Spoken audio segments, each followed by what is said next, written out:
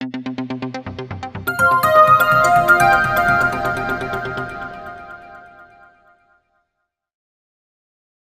Party హామీలు ఇస్తా ఉంది, మేము అధికారంలోకి వస్తే చేస్తామని. కానీ ఈ రోజు వరకు 13 ఏళ్ల నుంచి ఈ రోజు వరకు జీవో వచ్చి 13 ఏళ్ళైనా కూడా ఈ రోజు వరకు సర్టిఫికేట్ మాత్రం చేతిలో పడతలేదు.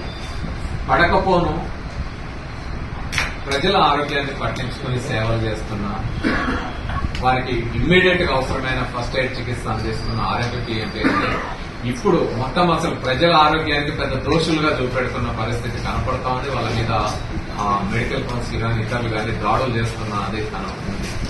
అందుకని ఇలాంటి పరిస్థితుల్లో ప్రభుత్వం ఇప్పటికైనా వెంటనే ఆ మేనిఫెస్టోలో మన 2023 ఎన్నికల్లో అభయాస్తం మేనిఫెస్టోలో హామీ ఇచ్చినట్టుగా వైఎస్ రాజశేఖర రెడ్డి గారి ప్రభుత్వం కాంగ్రెస్ ప్రభుత్వ హయాంలో ఇచ్చిన జీవోని అమలు చేసి ఏదైతే సగంలో ఆగిపోయిందో అప్పటికి దాదాపు 13,000 మంది ఆర్ఎంపీఎంపీలకు తెలంగాణలో ఉన్నారు. ఉమ్మడి ఆంధ్రప్రదేశ్ పక్కన పెడితే తెలంగాణ వరకు చూసుకున్నా కూడా ఆ రోజుకి 13,000 మంది ఆల్రెడీ ట్రైనింగ్ అయ్యారు.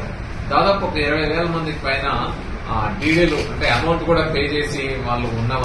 కాబట్టి వాళ్ళందరికీ కూడా ఈ సర్టిఫికెట్లు ఇవ్వాలి. ఇంకా తర్వాత కాలంలో ఈ 13 ఏళ్లలో కూడా చాలా మంది వచ్చారు కాబట్టి ఇప్పటికే 30,000-35,000 మంది ఆర్ఎంపీ తెలంగాణ రాష్ట్రంలో ఉన్నారు. కాబట్టి వాళ్ళందరికీ ఏదైతే మీరు ఆ రోజు గైడ్ లైన్స్ ఇచ్చారో దాని ప్రకారం కమ్యూనిటీ పారామెడిక్స్ ట్రైనింగ్ ఇవ్వండి, ఎగ్జామ్స్ పెట్టండి, శిక్షణ ఇవ్వండి. శిక్షణ ఇచ్చి ఎగ్జామ్స్ పెట్టి సర్టిఫికెట్ ఏమంటే ఇవ్వాలని డిమాండ్ చేస్తున్నది తెలంగాణ ఆర్ఎంపీ సంఘాల ఉమ్మడి వేదిక. సో ఇది ఈ రోజు తెలంగాణ రాష్ట్రంలోని దాదాపు ఇప్పటికీ 30 పైగా సంఘాలు ఈ తెలంగాణ ఈ ఆర్ఎంపీ సంఘాల ఉమ్మడి వేదికలో కలిసి ఇది చేయాలనుకున్న ఎవరికి వాళ్ళుగా చేయడం కాకుండా అందరికీ కలిసికట్టుగా ఒకే మాట మీద మేము ఇది మాట్లాడాలి అని అనుకునే ఉద్దేశంతో ఈ ఉమ్మడి వేదిక ఏర్పడింది. ఇది 13వ తేదీన ఈ ఉమ్మడి వేదిక అన్ని సంఘాల సమావేశం జరిగి ఏర్పడింది. సో ఈ రోజు ఇక్కడ ప్రెస్ మీట్ పెట్టి చెప్పాలనుకున్నాం. ఆ తర్వాత మిగతా కార్యాచరణ మేము ముందు మనం కలిసి రిప్రజెంటేషన్ ఇస్తాము. రకరకాల పద్ధతుల్లో ఇది సాధించే వరకు కూడా ఈ ఉమ్మడి వేదిక కార్యక్రమాలు కొనసాగుతాయని తెలియజేస్తాం. Electronic media, print media Telangana పోరాటానికి ఏ విధంగా ఒక 60 సంవత్సరాల చరిత్ర ఉందో 76 తర్వాత నిలిపివేసినటువంటి గ్రామీణ వైద్యుల వ్యవస్థ గుర్తింపు కోసం అంత పోరాటం జరిగింది. దానికి సజీవ సాక్ష్యం మీరే. చలో అసెంబ్లీ 98లో ఇందిరా పార్క్ దగ్గర ఘనంగా నిర్వహించి మా ఆత్మ గౌరవాన్ని, మా వృత్తి గౌరవాన్ని నిలపండి అని చెప్పి అప్పుడు ఉన్నటువంటి ప్రభుత్వానికి మేము మొరబెట్టుకున్నాం. అదే 2009లో జనవరి 26 తారీఖు నాడు నిజాం కాలేజ్ గ్రౌండ్ లో భారీ బహిరంగ సభ ఆనాటి ముఖ్యమంత్రి డాక్టర్ వైఎస్ రాజశేఖర రెడ్డి గారిని పిలిచి మా గోడు, మా బాధ, మా గోసను ఎల్లగకుంటే ఒక వైద్యుడిగా తను ఆలోచించి ప్రపంచ దేశాలలో చైనా లాంటి గొప్ప దేశం బేర్ ఫుడ్ డాక్టర్స్ గా ఈ ప్రజలకు వైద్యం చేసి పేదవాళ్లకు వైద్యం చేసే వాళ్ళను గుర్తించారు కనుక ఖచ్చితంగా దీన్ని గుర్తించడానికి ఒక 14 మంది నిపుణులతోటి ఒక కమిటీ వేశారు. ఆ కమిటీలో సజీవ సాక్ష్యం ఇయ్యాల మా రమేష్ అన్న ఆ రోజు ఆ 14 మంది కమిటీలో ఉన్నారు. ఈ గ్రామీణ వైద్యుల వ్యవస్థను కాపాడాలంటే ఏం చేయాలి, నిజంగా పేదవాళ్లకు వైద్యం అందాలంటే ఏం చేయాలి, నిజమైన పేదవాళ్లకి వీళ్ళు ఏ పరిధిలో వైద్యం అందిస్తారు, వీళ్లలో నైపుణ్యత పెంచినట్టు ఏ విధంగా పేద ప్రజలకు మేలు జరుగుతుంది, గిరిజన ప్రాంతాలకు మేలు జరుగుతుంది. ఇలా ప్రపంచ ఆరోగ్య సంస్థ 2004 అందరికి వైద్యం అన్న నినాదంగా మిగిలిపోయింది. కానీ ₹1 పెట్టుబడి పెట్టకుండా ప్రతి ఊర్లో, ప్రతి పల్లెలో, ప్రతి కార్మిక వాడల్లో నివసించే గ్రామీణ వైద్యులకు మంచిగా తరిపిదిస్తే బాగుంటుందని 1000 గంటల శిక్షణ 1 సంవత్సర కాలం ఇవ్వాలని మరి ఆ రోజు వైఎస్ రాజశేఖర రెడ్డి గారు 6 తారీఖు 10వ నెల 2009లో జీవో నెంబర్ 1273 ద్వారా 4,32,00,000 నిధులు మంజూరు చేసి 22 సెంటర్లో మొదటి విడతగా, మళ్లీ 15 సెంటర్లు రెండో విడతగా శిక్షణ తరగతులు మొదలుపెట్టి సగం మందికి పైన 50% పైన శిక్షణ పూర్తయిపోయింది. కానీ పరీక్షలు నిర్వహించలే, సర్టిఫికెట్ ఇవ్వలేదు. 50% మందికి డీడీలు కట్టించుకున్నారు, కానీ వాళ్ళకు శిక్షణ సగంలో ఆపేసిండ్రు. అండర్ ఏజ్ పేరు మీద 10% వరకు ఆగిపోయింది. ఆ రోజు 2009 అంటే 2008లో దరఖాస్తు తీసుకున్నారు. 200 రూపాయల డీడీ కట్టి ఆ నిపుణుల కమిటీ ఏం నివేదిక ఇచ్చింది? ఈ గ్రామీణ వైద్యుల వ్యవస్థ ఈ తెలంగాణ లాంటి ప్రాంతానికి, ఉమ్మడి ఆంధ్రప్రదేశ్ ప్రాంతానికి అవసరమని నివేదిక ఇచ్చింది. వీళ్ళకి ఏ పరిధిలో వైద్యం చేయను నిర్దేశించింది. అది ప్రభుత్వం సిలబస్ తయారు చేసింది, పుస్తకాలను తయారు చేసింది, సీడీలను తయారు చేసింది, సంపూర్ణమైన శిక్షణ ఇచ్చింది. సర్టిఫికెట్ ఇవ్వలేదు. కానీ ఈ రోజు ఆనాడున్న ప్రభుత్వం అట్లా చేసింది. తెలంగాణ ఉద్యమం వచ్చింది, అది ఆగిపోయింది.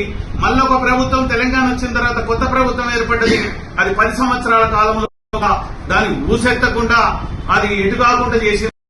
ఆర్ఎంపీ పిఎంపీలకు గుర్తింపుకు నోచుకోకుండా అనేక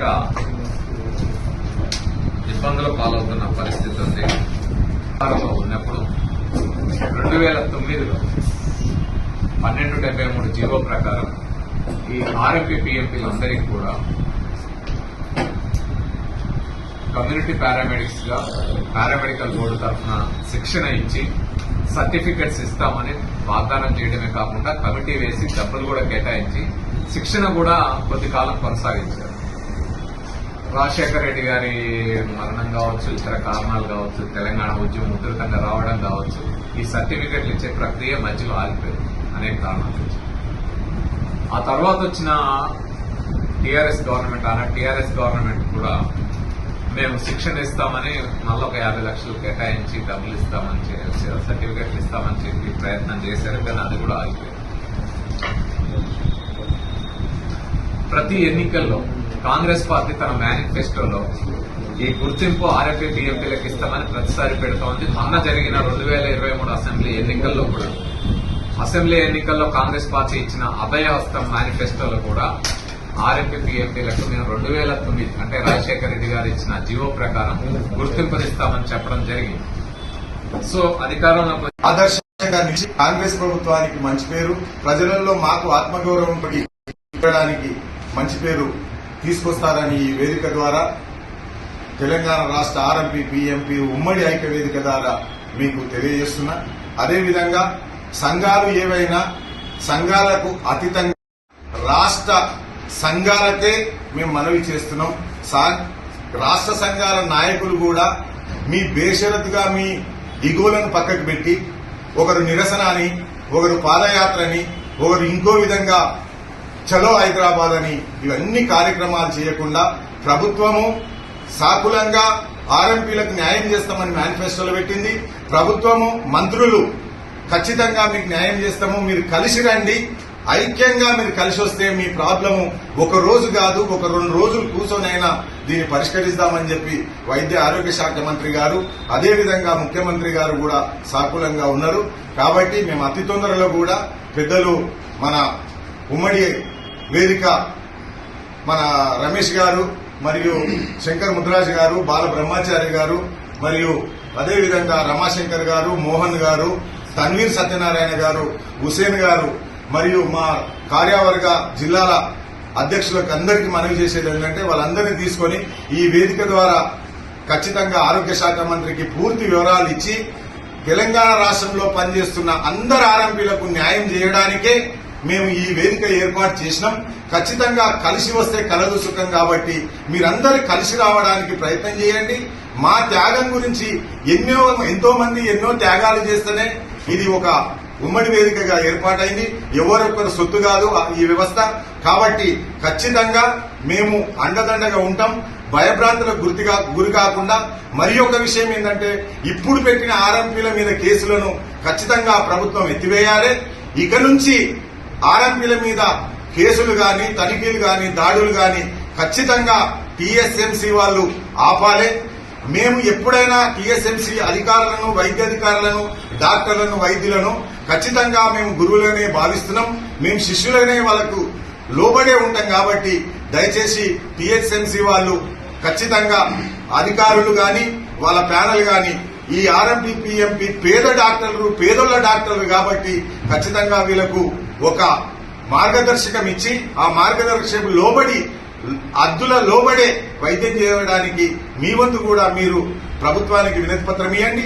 మేము మీరు కలిసి పేద ప్రజలకు మంచి సరియైన ఆరోగ్యం ఇస్తామని చెప్పి ఈ సభాముఖంగా మీ అందరికీ తెలియ